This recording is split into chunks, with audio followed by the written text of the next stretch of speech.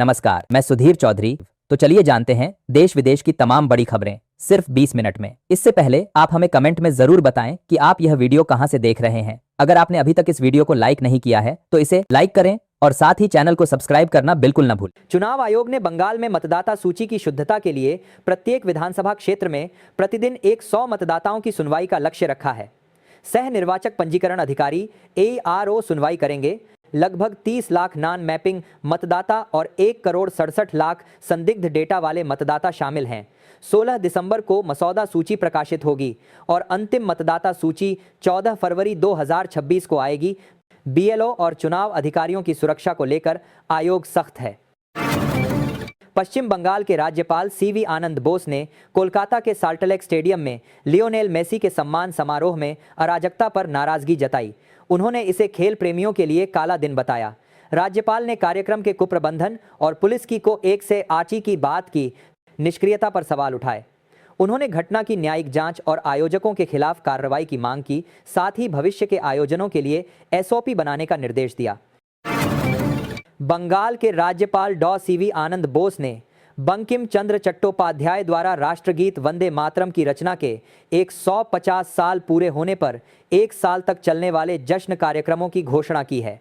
राज्यपाल ने लोक भवन के दक्षिण पश्चिम द्वार का नाम बंकिम चंद्र चटर्जी के नाम पर रखने का निर्णय लिया है।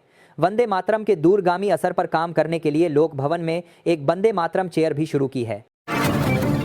पश्चिम बंगाल के नदिया जिले में पंचायत समिति के कार्यालय पदाधिकारियों के चुनाव में तृणमूल कांग्रेस और भाजपा ने हाथ मिला लिया। उन्होंने वाम मोर्चा के उम्मीदवार को हराने के लिए गठबंधन किया। भाजपा के समर्थन से तृणमूल ने तेहट्ट एक पंचायत। चुनाव आयोग ने बंगाल में मतदाता सूची की शुद्धता के लिए प्रत्येक विधानसभा क्षेत्र में प्रतिदिन 100 मतदाता। बिहार के पटना शहर के वैभव सूर्यवंशी अपनी क्रिकेट प्रतिभा से लगातार कीर्तिमान स्थापित कर रहे हैं। उनके कोच और साथ खेलने वाले खिलाड़ियों का कहना है कि वैभव में क्रिकेट के प्रति गजब का समर्पण है। कम उम्र में ही उन्होंने कई बड़े रिकॉर्ड अपने नाम कर लिए हैं और वे भविष्य में और भी बेहतर प्रदर्शन करने के लिए तैयार हैं। मथुरा में ठंड बढ़ने के साथ घना कोहरा छाया रहा, जिससे हाईवे और यमुना एक्सप्रेसवे पर दृश्यता 10 मीटर तक कम हो गई और यातायात प्रभावित हुआ। सुबह 10 बजे के बाद कोहरा कम होने पर आवागमन सामान्य हुआ।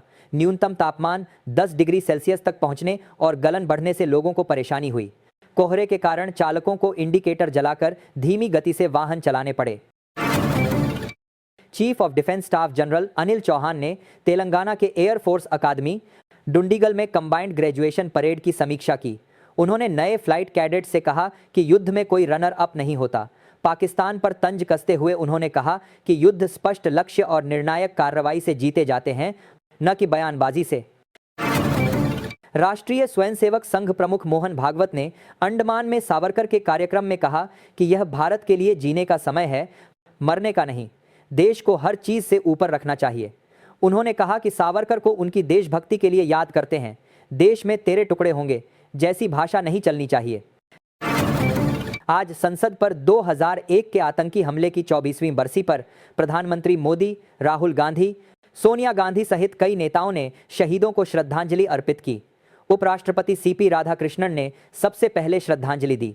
संविधान सदन में आयोजित कार्यक्रम में CISF के जवानों ने सम्मान गार्ड दिया। इस हमले में 9 लोगों की जान चली गई थी, जिसमें सुरक्षाकर्मी और एक पत्रकार शामिल थे। कोलकाता के साल्टलेक स्टेडियम में लियोन मेसी के सम्मान समारोह में अराजकता पर सुवेंदु अधिकारी ने ममता बनर्जी पर हमला बोला। उन्होंने राज्य सरकार पर कुप्रबंधन का आरोप लगाया और इस्तीफे की मांग की। सुवेंदु ने कहा कि असली फुटबॉल फैंस को किनारे कर बहुत एज करने का बर्दा के बात करते हुए सुवेंदु ने कहा कि असली फुटबॉल फैंस के आरोप लगाया दिया गया और राजनीतिक नेताओं ने एक्सेस का आनंद लिया। उन्होंने आरोप लगाया कि दर्शकों का शोषण किया गया और इसे राजनीतिक तमाशा बताया गया, जिससे बंगाल की छवि खराब हुई। Chief of defence staff general Anil Chauhan ने तेलंगाना के एयरफोर्स अकादमी डुंडीगल में कंबाइंड ग्रेजुएशन परेड की समीक्षा की। उन्होंने नए फ्लाइट कैडेट से कहा कि युद्ध में कोई रनर अप नहीं होता। पाकिस्तान पर तंज कसते हुए उन्होंने कहा कि युद्ध स्पष्ट लक्ष्य और निर्णायक कार्रवाई से जीते जाते हैं, न कि बयानबाजी से। आगरा से चलने वाली ट्रेनों में सर्दी की छुट्टी शुरू होने से पहले ही भीड़ बढ़ गई है। मुंबई, बेंगलुरु, हैदराबाद और जम्मू कश्मीर जाने वाली ट्रेनों में 9 रूम की स्थिति है। रेलवे यात्रियों की सुविधा के लिए स्पेशल ट्रेनें चला रहा है और कोच भी बढ़ा रहा है। आगरा से वाराणसी के मध्य चलने वाली वंदे भारत एक्सप्रेस में भी तेजी से बुकिंग हो रही है। सपा अध्यक्ष अखिलेश यादव ने कहा कि देश में विभाजन नहीं, विजन की राजनीति होनी चाहिए। उन्होंने भाजपा पर विभाजन की राजनीति करने का आरोप लगाया। अखिलेश ने साइबर धोखाधड़ी और मतदाता सूची पुनरीक्षण में घपलेबाजी का आरोप लगाया। उन्होंने कहा कि सपा सरकार आने पर एआई का उपयोग लोगों को लाभ पहुंचाने के लिए किया जाएगा। उत्तर प्रदेश में कफ सिरप मामले की जांच कर रही ईडी को 265 और फर्मों का कच्चा चिट्ठा मिला है, जिससे करोड़ों के अवैध कारोबार की आशंका जताई जा रही है। इन फर्मों के माध्यम से मनी लॉन्ड्रिंग और फर्जीवाड़े की आशंका है। ईडी अब इन फर्मों के वित्तीय लेन देन की जांच कर रही है ताकि इस अवैध कारोबार की पूरी जानकारी मिल सके। मुजफ्फरपुर के कच्ची पक्की चौक स्थित एसबीआई के एटीएम को बदमाशों ने गैस कटर से काटकर 25,07,200 रुपये उड़ा लिए। घटना को अंजाम देकर बदमाश लग्जरी कार से फरार हो गए। पुलिस मामले की जांच कर रही है और सीसीटीवी फुटेज खंगाल रही है। सीएमएस कंपनी के अधिकारी ने अज्ञात के विरुद्ध प्राथमिकी कराई है। जदयू के 4 जिलाध्यक्षों को अभी तक हटाया नहीं गया है। प्रदेश नेतृत्व ने कार्यकारी अध्यक्षों के संबंध में अपनी बात रखी है। इस मामले पर परिवाद पर भी चर्चा हुई। पार्टी के अंदरूनी सूत्रों के अनुसार संगठनात्मक बदलावों को लेकर विचार विमर्श जारी है और जल्द ही कोई फैसला लिया जा सकता है। उत्तराखंड में गेहूं की खेती की नई तकनीक सीखेंगे बिहार के किसान। मुजफ्फरपुर, बिहार के किसानों का एक समूह गेहूं की खेती में नवीनतम तकनीकों को सीखने के लिए उत्तराखंड के लिए रवाना हो गया है। इस प्रशिक्षण का उद्देश्य किसानों को आधुनिक कृषि पद्धतियों से अवगत कराना और गेहूं की उपज को बढ़ाना है। यह पहल किसानों को नई तकनीकों को अपनाने और कृषि क्षेत्र में सुधार करने में मदद करेगी। दिल्ली की मुख्यमंत्री रेखा गुप्ता ने घोषणा की है कि तिहाड़ जेल को दिल्ली से बाहर स्थानांतरित किया जाएगा। शहर के भीतर जेल की उपस्थिति के कारण होने वाली समस्याओं को दूर करने के लिए यह निर्णय लिया गया है। सरकार जेल के लिए उपयुक्त स्थान की एक बाती से गर्म पांच स्थानांतरित के कारण तलाश कर रही है और जल्द ही इस परियोजना पर काम शुरू कर देगी। यूपी के रास्ते पर मत चलो, कर्नाटक के गृह मंत्री पर क्यों भड़के चिदंबरम। कांग्रेस के वरिष्ठ नेता पी चिदंबरम ने कर्नाटक के गृह मंत्री जी परमेश्वर के नशीली दवाओं की तस्करी से बने घरों पर बुलडोजर चलाने के बयान पर चिंता जताई है। उन्होंने कर्नाटक सरकार को उत्तर प्रदेश के रास्ते पर न चलने की सलाह दी है। प्रधानमंत्री सब काम गलत करते हैं, ये धारणा गलत। कांग्रेस के पूर्व नेता का बड़ा बयान। कांग्रेस के एक पूर्व नेता ने बड़ा बयान दिया है कि प्रधानमंत्री सब काम गलत करते हैं, ये धारणा गलत है। उनके इस बयान से राजनीतिक गलियारों में चर्चा शुरू हो गई है। उन्होंने प्रधानमंत्री के कुछ कार्यों का समर्थन किया है और कहा है कि हर काम गलत करते हैं। केंद्रीय गृह मंत्री अमित शाह छत्तीसगढ़ के जगदलपुर में बस्तर ओलंपिक के समापन समारोह में शामिल हुए। उन्होंने बस्तर के विकास और नक्सलवाद के खिलाफ सरकार की प्रतिबद्धता व्यक्त की। शाह ने कहा कि नक्सलवादियों ने बस्तर के विकास को बाधित किया, लेकिन अब सरकार विकास के लिए प्रतिबद्ध है। उन्होंने 31 मार्च 2026 तक देश को नक्सलवाद से मुक्त करने और बस्तर को सबसे विकसित आदिवासी संभाग बनाने का वादा किया। हमीरपुर पुलिस ने भाजपा नेता प्रीतम सिंह किसान को बरामद कर सीजेएम कोर्ट में पेश किया। कोर्ट ने उन्हें 3 दिन के लिए वृद्धाश्रम में रखने का आदेश दिया। पुलिस सुरक्षा के बीच उन्हें वृद्धाश्रम ले जाया गया, जहां 16 दिसंबर को हाईकोर्ट में पेशी के लिए प्रयागराज ले जाया जाएगा। प्रीतम सिंह 19 अक्टूबर से लापता थे, जिसके बाद हाईकोर्ट में बंदी प्रत्यक्षीकरण याचिका दाखिल की गई थी। इंडिगो द्वारा बड़े पैमाने पर उड़ानें रद्द किए जाने से लाखों यात्रियों को हुई परेशानी के बाद सरकार की सख्ती दिखने लगी है। डीजीसीए ने अपने 4 फ्लाइट इंस्पेक्टरों को बर्खास्त कर दिया है। दूसरी तरफ डीजीसीए के बाद प्रतिस्पर्धा आयोग ने भी इंडिगो मामले की जांच शुरू कर दी है। तीसरे कदम के तहत सरकार ने एयरलाइन को 59 करोड़ के जीएसटी बकाये का नोटिस भी थमा दिया है। केरल में बीजेपी ने रचा इतिहास। तिरुवनंतपुरम नगर निगम की जीत पर आया पीएम मोदी का पहला रिएक्शन। केरल में कुछ महीने बाद ही विधानसभा के चुनाव होने हैं और उससे पहले तिरुवनंतपुरम नगर निगम में बीजेपी की जीत को एक बड़े राजनीतिक घटनाक्रम के तौर पर देखा जा रहा है। एसआईआर के जरिए एनआरसी यूपी में कटने जा रहे 3 करोड़ वोट, सपा अध्यक्ष अखिलेश यादव का बड़ा दावा। कांग्रेस, सपा समेत तमाम विपक्षी दल एसआईआर को लेकर केंद्र की मोदी सरकार और चुनाव आयोग पर हमलावर हैं। पता चल गया, बीजेपी ने इस वजह से पंकज चौधरी को सौंपी यूपी की बागडोर। लोकसभा चुनाव 2024 से है कनेक्शन। सपा के 37 सांसदों में से 20 ओबीसी के हैं। इसमें भी सबसे बड़ी संख्या कुर्मी जाति के लोगों की है। 6 जनवरी को कर्नाटक के सीएम बनेंगे डीके शिवकुमार। कांग्रेस विधायक हुसैन के दावे से हड़कंप। कर्नाटक कांग्रेस में पिछले कुछ महीनों से मुख्यमंत्री की कुर्सी को लेकर जंग छिड़ी हुई है। मुख्यमंत्री सिद्धारमैया और उप मुख्यमंत्री डीके शिवकुमार के समर्थक इस मामले में आमने सामने हैं। लियोनेल मेसी से माफी मांगती हूं। कोलकाता स्टेडियम में फुटबॉल फैंस के बवाल पर ममता बनर्जी का रिएक्शन। मुख्यमंत्री ममता बनर्जी ने कहा कि दुर्भाग्यपूर्ण घटना के लिए मैं लियोनेल मेसी के साथ साथ सभी खेल प्रेमियों और उनके प्रशंसकों से क्षमा मांगती हूं। कोई पद छोटा या बड़ा नहीं होता। नामांकन दाखिल करने के बाद पंकज चौधरी का पहला रिएक्शन। पंकज चौधरी ने कहा, नामांकन दाखिल हुआ है, जांच चल रही है, कल जब घोषणा होगी तभी मैं कुछ कह पाऊंगा। कोई पद छोटा या बड़ा नहीं होता, जो दायित्व मिलता है उसे पार्टी के कार्यकर्ता के नाते हम पूरी निष्ठा से निभाते हैं। एक को पीएम बनना है तो दूसरे को सीएम। मुख्यमंत्री भगवंत मान बोले, राहुल गांधी और सिद्धू की प्रॉब्लम एक जैसी। मुख्यमंत्री भगवंत मान ने कहा, दोनों की समस्या एक जैसी है। दोनों पहले प्रधानमंत्री और मुख्यमंत्री बनना चाहते हैं, उसके बाद ही वे अपना काम दिखा पाएंगे। लेकिन देश की जनता भी अपनी बात पर अड़ी है। वे चाहते हैं कि दोनों पहले अपना काम करके दिखाएं। उत्तर प्रदेश में सर मामला पहुंचा सुप्रीम कोर्ट। सपा नेता की याचिका पर नोटिस जारी।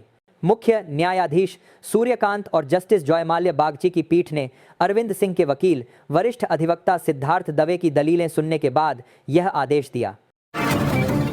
अगले कुछ दिनों तक किसी भी शादी में शामिल न हो, यूपी में सर के बीच बीजेपी ने नेताओं को दिए यह निर्देश। वरिष्ठ भाजपा नेता विभिन्न शहरी निर्वाचन क्षेत्रों की यात्रा कर एसआईआर कार्य की समीक्षा कर रहे हैं और कार्यकर्ताओं से यह सुनिश्चित करने के लिए कह रहे हैं कि शहरी मतदाता अपने मौजूदा निर्वाचन क्षेत्र में अपना मतदान का अधिकार बरकरार रखें। बरेली में उपद्रव के मामले में पुलिस ने मौलाना तौकीर समेत 20 लोगों के खिलाफ तीसरी चार्जशीट दाखिल की है। यह मुकदमा 9 महला मस्जिद के पास हुए उपद्रव के मामले में लिखाई गई थी, जिसमें पुलिस पर हमला और लूटपाट की गई थी। पुलिस ने लाठीचार्ज किया तो आरोपितों ने पेट्रोल बम फेंके और फायरिंग भी की। इस मामले में 5 थानों में 10 मुकदमे दर्ज किए गए थे। दिल्ली मुंबई एक्सप्रेसवे पर फिरोजपुर झिरका के पास हुए हादसे के बाद एनएचएआई ने सभी अंडरपास पर मेटल क्रैश बैरियर लगाने का फैसला किया है। यह गैल्वेनाइज्ड स्टील से बने होते हैं और वाहनों को खाई में गिरने से बचाते हैं। सोहना से फिरोजपुर झिरका तक लगभग 100 अंडरपास हैं, जहां यह सुरक्षा उपाय लागू किया जाएगा। इसका उद्देश्य एक्सप्रेसवे पर सुरक्षा बढ़ाना और दुर्घटनाओं को कम करना है। बरेली में तौकीर रजा समेत 20 उपद्रवियों के खिलाफ तीसरी चार्जशीट दाखिल की गई है। यह कार्रवाई 9 महला मस्जिद हिंसा मामले में पुलिस द्वारा की गई है। मामले में पुलिस ने कई लोगों को गिरफ्तार किया है और सबूत जुटाए हैं। पुलिस का कहना है कि हिंसा में शामिल सभी आरोपियों के खिलाफ सख्त कार्रवाई की जाएगी। महिला कर्मचारियों को काम के घंटों के बाद ऑफिस में न रोका जाए, दिल्ली सरकार के सख्त आदेश। दिल्ली सरकार के महिला एवं बाल विकास विभाग ने ब्रांचों को यह सुनिश्चित करने का निर्देश दिया है कि महिला कर्मचारियों को काम के घंटों के बाद ऑफिस में न रोका जाए, जब तक कि बहुत ज़रूरी न हो। विभाग ने यह भी कहा कि अगर महिलाओं को देर तक काम करना पड़ता है तो उन्हें सुरक्षित रूप से घर छोड़ने का उचित इंतजाम किया जाए। महिला कर्मचारियों की सुरक्षा सुनिश्चित करना विभाग की जिम्मेदारी है।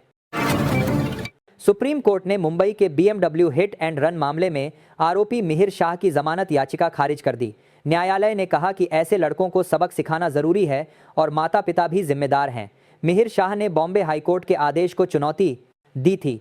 जुलाई 2024 में मिहिर ने वर्ली सी फेस रोड पर तेज रफ्तार से गाड़ी चलाते हुए एक स्कूटर सवार को टक्कर मार दी थी, जिसमें उसकी पत्नी की मौत हो गई थी। केरल के पंचायत चुनाव कौन जीता कौन हारा, बीजेपी क्यों है खुश। केरल में 2026 के विधानसभा चुनाव से पहले कांग्रेस के नेतृत्व वाले यूडीएफ ने स्थानीय निकाय चुनावों में बड़ी जीत हासिल की है, जिससे माकपा नीत एलडीएफ को झटका लगा है। यूडीएफ ने नगर निगमों, नगर पालिकाओं और ग्राम पंचायतों पर कब्जा कर लिया है। कांग्रेस ने विधानसभा चुनावों में भी जीत का विश्वास जताया है। मुख्यमंत्री पिनराई विजयन ने हार स्वीकार की और भाजपा ने भी अच्छा प्रदर्शन किया। किले में बदल गया मामा का घर, शिवराज चौहान को किससे है खतरा। केंद्रीय कृषि मंत्री शिवराज सिंह चौहान की सुरक्षा बढ़ाई गई। गृह मंत्रालय को खुफिया जानकारी मिली थी कि पाकिस्तानी एजेंसी और कुछ राष्ट्र विरोधी तत्व उनकी जानकारी जुटा रहे थे। भोपाल और दिल्ली स्थित आवासों पर सुरक्षा बल तैनात किए गए हैं। मंत्रालय ने मध्य प्रदेश के पुलिस महानिदेशक को सुरक्षा में चूक न होने देने के निर्देश दिए हैं। पूर्व में भी उन्हें सिमी और नक्सल समूहों से खतरा रहा है। महाराष्ट्र में 3 नक्सलियों ने किया आत्मसमर्पण, पुलिस के सामने डाले हथियार। महाराष्ट्र के गोंदिया जिले में शनिवार को 20 लाख रुपए के सामूहिक रूप से इनामी 3 नक्सलियों ने आत्मसमर्पण कर दिया। इससे पहले 28 नवंबर को माओवादियों की स्पेशल जोनल कमेटी के सदस्य विकास उर्फ रमेश सैयाना भास्कर और 10 अन्य नक्सलियों ने गोंदिया पुलिस के सामने हथियार डाल दिए थे। रोशन पर 8 लाख रुपए का इनाम था, जबकि अन्य 2 पर 6-6 लाख रुपए का इनाम था। जब भारत की इस जेल को याद कर कांपने लगा आतंकी मसूद अजहर सुनाया सुरंग खोदने का किस्सा। मसूद अजहर ने स्वीकार किया कि 1990 के दशक में जम्मू कश्मीर की जेल से भागने की कोशिश करने पर उन्हें भारी कीमत चुकानी पड़ी। एक ऑडियो क्लिप में उसे जेल से सुरंग खोदकर भागने की नाकाम कोशिश के बारे में बताते हुए सुना गया। इंटेलिजेंस सूत्रों ने ऑडियो क्लिप के असली होने की पुष्टि की है। मसूद अजहर को रोते हुए सुना गया जब वह याद कर रहा था कि कैसे उसकी कोशिश नाकाम हो गई। केरल के पंचायत चुनाव कौन जीता कौन हारा, बीजेपी क्यों है खुश। केरल में 2026 के विधानसभा चुनाव से पहले कांग्रेस के नेतृत्व वाले यूडीएफ ने स्थानीय निकाय चुनावों में बड़ी जीत हासिल की है, जिससे माकपा नीत एलडीएफ को झटका लगा है। यूडीएफ ने नगर निगमों, नगर पालिकाओं और ग्राम पंचायतों पर कब्जा कर लिया है।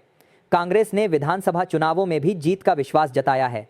मुख्यमंत्री पिनराई विजयन ने हार स्वीकार की और भाजपा ने कदम भारतीय रेलवे की खानपान सेवाओं को बेहतर बनाने और स्थानीय व्यवसायों को बढ़ावा देने के उद्देश्य से उठाया गया है। राष्ट्रीय स्वयंसेवक संघ आरएसएस प्रमुख मोहन भागवत ने हिंदू समाज से स्वामी विवेकानंद के संदेश से प्रेरणा लेने का आग्रह किया। उन्होंने कहा कि वैश्विक मान्यता शक्ति से निर्धारित होती है, एक मजबूत समाज के निर्माण के लिए एकता आवश्यक के लिए मंत्रा होगा है। भागवत ने टकराव से राष्ट्रीय स्वयंसेवक संघ आरएसएस प्रमुख मोहन भागवत ने हिंदू समाज से स्वामी विवेकानंद के संदेश से प्रेरणा लेने का आग्रह किया। उन्होंने कहा कि वैश्विक मान्यता शक्ति से निर्धारित होती है, एक मजबूत समाज के निर्माण के लिए एकता आवश्यक के लिए मंत्रा होगा है। भागवत ने टकराव से बचने और सूझबूझ से काम लेने की बात कही। उन्होंने घरों में भारतीय संस्कृति को बढ़ावा देने और देशभक्ति को नागरिक कर्तव्य बताया।